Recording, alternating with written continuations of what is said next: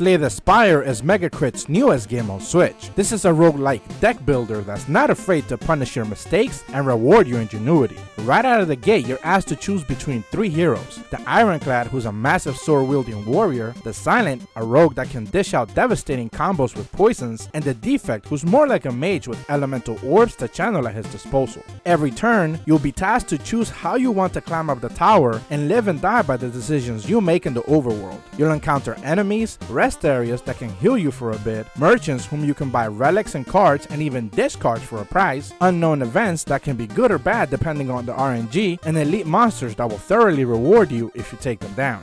Rewards after encounters or unknown events can vary between obtaining new cards, potions, getting gold to spend on merchants, and getting relics. These items can give you specific buffs or debuffs in certain occasions. It's because of these type of mechanics that you start to understand the appeal of this game. No run is ever the same. They can be similar, but you'll usually never obtain the same cards that you had in the previous run. So while you may go into a run with a specific deck in mind, you'll eventually have to make do with the cards and relic combinations you're handed. However, the first 10 cards you start with will always be the same, and from then on you can build out however you want. Each character has their own deck and specific cards tailored to them, so if you find one character more appealing than the rest, you can easily just stick to one. Every time you die, you gain experience to unlock more cards and relics, but eventually you'll want to get to the end of the run to raise your ascension. This is a modifier that can change things like how much health you regain after boss battles, or if normal enemies can hit you harder than usual.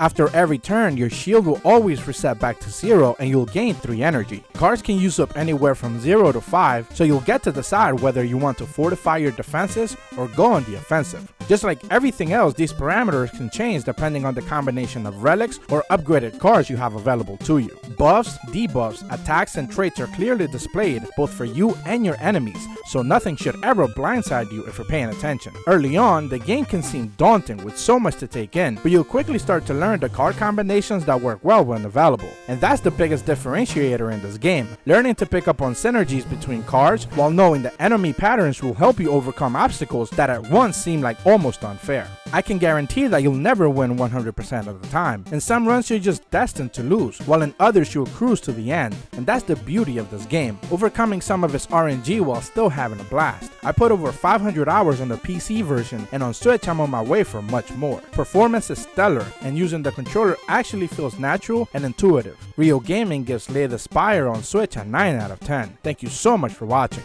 See ya!